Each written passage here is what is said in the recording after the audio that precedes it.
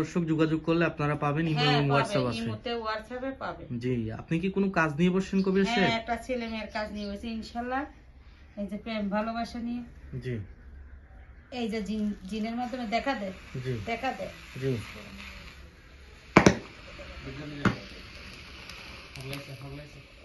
দেখুন কবিরাজ সাহেব এই মুহূর্তে একটি কাজ নিয়ে বসছে, আধ্যাত্মিক একটি কাজ।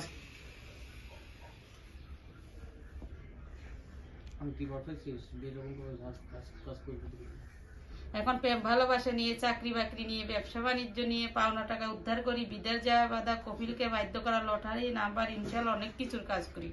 ফোনের মাধ্যমেও সরাসরি যারা না আসতে পারে তারা ফোনের মাধ্যমে বেশিরভাগ কাজ করি ইনশাল্লাহ। আপনি কি আর কোনো কিছু বলতে চান দর্শকদের উদ্দেশ্যে? আমি দর্শকদের উদ্দেশ্যে বলতে চাই, যারা দূর দূরান্ত থেকে না আসতে পারে তারা আমাকে ফোনের মাধ্যমে এই মুহূর্তে হোয়াটসঅ্যাপে করলেই পাবে।